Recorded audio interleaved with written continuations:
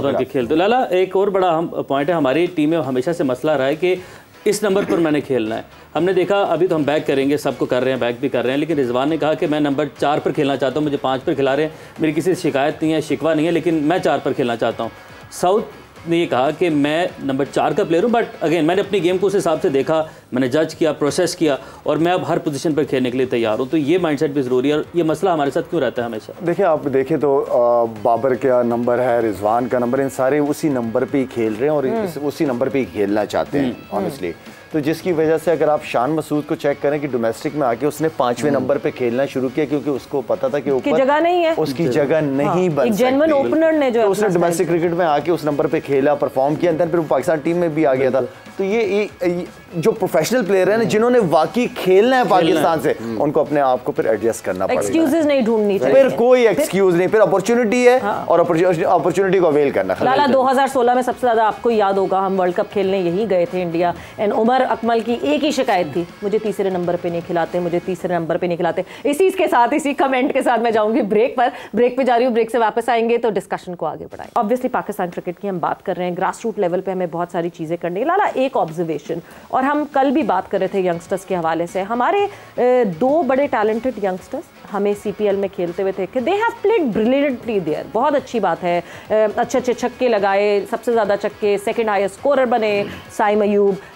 दूसरी तरफ आजम खान की बात करें, सबसे लंबे छक्के बनाने का रिकॉर्ड उन्होंने सीपीएल में कर लिया इतने सारे वेस्ट इंडियन प्लेयर्स के बीच में।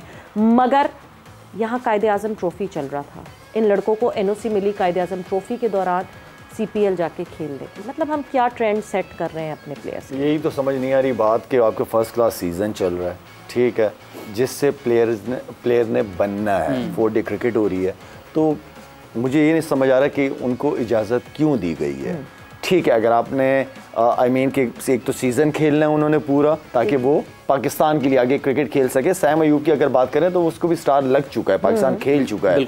वो लड़का किधर है? एक तो ओलंपिक गेम्स में नहीं गया वो लड़का, ठीक है, दूसरा वो डोमेस्टिक सीजन हो रहा है तो वो बाहर है। एनओसीज देनी नहीं चाहिए।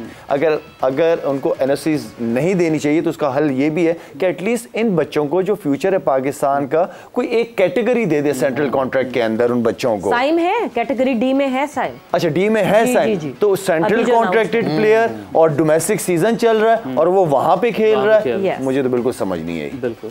बिल्कुल ये जो हमने उस दिन भी बात की थी कि सीपीएल में लड़के खेल रहे हैं, यस ठीक है, एक्सपोजर मिल रहा है, एक्सपीरियंस गेज कर रहे हैं, मगर लंबी क्रिकेट, अगर आपको छोटी क्रिकेट की, वो कहते हैं ना, लत लग गई छोटी क्रिकेट की खेलने की, तो लंबी क्रिकेट में आना बहुत मुश्किल हो जाता है। कम्युनिकेशन, आपका विजन इससे क्लियर होना चाहिए। आजम भी एक फ्यूचर है 2020 का player, he can play, he can win your games. आपका साइम अयूब ने परफॉर्मेंस बड़ी रिसेंटली तगड़ी की है। एशियन गेम में जो शाहिद ने बात की है, वेयर वर दे, कहाँ हैं ये लड़के? क्योंकि अगर आपने बैक वापस वहीं जाना है तो फिर इन बच्चों को जब तक एक्सपोजर नहीं मिलेगा, पाकिस्तान ने इनको इज्जत दी है, पाकिस्तान ने स्टार लगा दिए।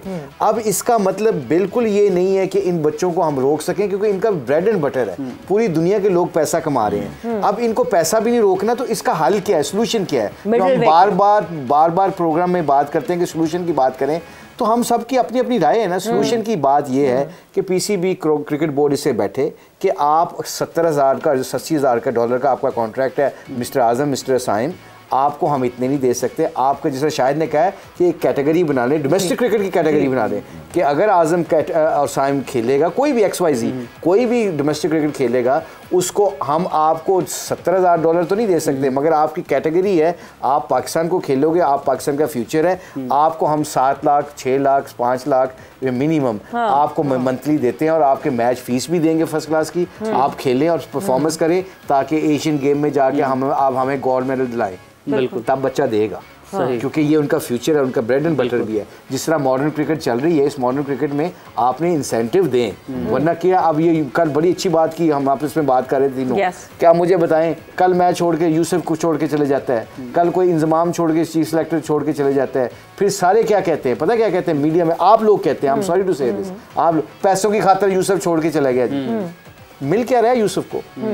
सकलैन को मिला क्या है? जबकि आपका एक trainer, I am sorry, this is can be harsh. आपका एक ट्रेनर एक आपके हेड कोच से ज्यादा पैसे ले रहा है और वो फिर जब यहाँ से सकलैन को कोई ऑफर आती है न्यूजीलैंड से या ऑस्ट्रेलिया से कि आप कोचिंग करें और उनको अच्छे पैसे देते हैं, तो फिर सकलैन जब जाता है तो हम लोग ही बैठ के क्रिटिसाइज करते हैं ना, लो जी पैसों के लिए छोड़ के चले। नहीं, I totally agree to the fact obviously. मतलब देखें, at the end of the day आप बिल्कुल पाकिस्तान का जज्बा दिल में है, बिल्कुल पाकिस्तान, हम किसी की जो पेट्रियोटिज्म है उसके ऊपर सर्टिफिकेट्स नहीं बांट सकते, वो इस वजह से because at the end of the day आपका ब्रेड एंड बटर भी वही है। और उस ब्रेड एंड बटर पे जाहिर सी बात है, आप सामने देख रहे हैं कि एक लेस एक्सपीरियंस्ड बंदा, उसको आप ज़्यादा पैसों पे बुला रहे हैं क्योंकि वो बाहर से आ रहा है और यहाँ के उसको हम बिल्कुल वो रिस्पेक्ट नहीं दे रहे। 101% मैं आपकी बात से बिल्कुल अग्री करती हूँ कि मैं मुशी भाई ये बताएं कि ठीक है ये तो बोर्ड का डिसीजन है, क्या प्लेयर को सोचना चाहिए कि मेरा अभी फ्यूचर है, मुझे भी लीग्स वगैरह पे नहीं जाना चाहिए, सीजन चल रहा है, इससे मेरी क्रिकेट इंप्रूव होगी, तो आप नहीं समझते कि प्लेयरों को 100% आई एग्री सैक्रिफाइस करें। मॉर्गन ने क्या किया शायद जी, इस वक्त इंग्लैंड में उसको प्रेज किया जाता है, उसकी इज्जत है, उसकी वैल्यू है। कई दफ़ा आप पैसों से वैल्यू नहीं खरीद सकते, इज्जत आपको आपका मुल्क ही देता है, आपका स्टार ही देता है। जिस वक्त आप अपना आपकी शर्ट से स्टार उतरता है ना, आप सिर्फ पैसा कमा सकते हो, नाम नहीं कमा सकते। नाम आपका मुल्क के साथ ही जुड़ता है। ये वेस्ट इंडीज की क्रिकेट क्यों नीचे गई है? शायद इन्होंने अपने वेस्ट इंडीज को पीछे किया और अपने कॉन्ट्रैक्ट्स को ज़्यादा किया, तो क्या हुआ, इतने इतने बड़े प्लेयर होके भी कोई टूर्नामेंट क्वालिफाई नहीं कर सके। आप बताओ क्यों? उसकी वजह सेल्फिश। आप कभी, आपकी बात बिल्कुल ठीक है, ये जितने यंगस्टर्स हैं ये हमारे हीरोज बन सकते हैं, इनको हमें हीरो बनाना भी तो पड़ेगा ना शायद। बिल्कुल ठीक है, क्योंकि ये मुझे बताओ ना कि मेरा कल बच्चा है या कोई मेरा बेटा खेल रहा है, उसको 70,000 का कॉन्ट्रैक्ट मिलता है, मेरी ऑर्गेनाइजेशन उसको ऑन ही नहीं कर रही, उसके ऊपर कर ही नहीं रही, उसको कम्युनिकेशन नहीं कर रही, तो मैं क्या करूँगा बताएं? सही। यूसुफ भाई एक और सवाल है कि साइम अयूब और ये सब लड़के अभी किधर हैं? नवंबर लास्ट ईयर 2022 में फर्स्ट क्लास लास्ट खेला था साइम ने, और CPL ख़त्म हुए भी अब 1 महीने से ज़्यादा वक्त हो गया, उसके बाद एशियन गेम्स हुई हैं, वहाँ पर तो चले नहीं हैं। अब भी ये लड़के कहाँ पर होंगे? अब क्यों नहीं? कायदा ट्रॉफी तो अभी भी चल रही है ना, तो अब आके ज्वाइन नहीं कर सकते थे? किस टीम में? साइम कराची। ये तो वो ही बता सकते हैं कहाँ है, मुझे तो इसका आइडिया नहीं कि लड़के कहाँ हैं। तो CPL खत्म है, तो ये भी बोर्ड की जिम्मेदारी है ना। फिर बोर्ड अगर लड़के फ्री हुए हैं तो बोर्ड लाते ही लड़कों को, आपने खेल लिया CPL खेल लिया, आपको पैसे भी मिल गए, जिसकी चले सिलेक्शन कमेटी की जिम्मेदारी है।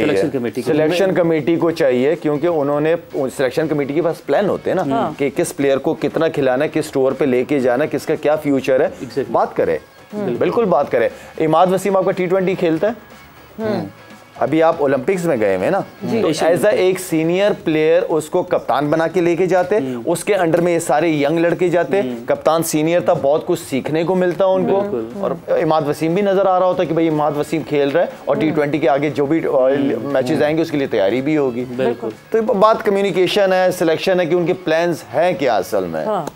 मतलब इसका एक अगर हम क्योंकि सोल्यूशंस पे भी बात करते हैं, एक अगर सोल्यूशन देखा जाए, should be mark are 30-35 players कि ये अब प्लेयर्स हैं, इनके प्लान्स पे चलें, क्योंकि अगर हम पूरे डोमेस्टिक के प्लेयर्स के प्लान की बात करते हैं, इतना नहीं संभाल सकता हमारा बोर्ड।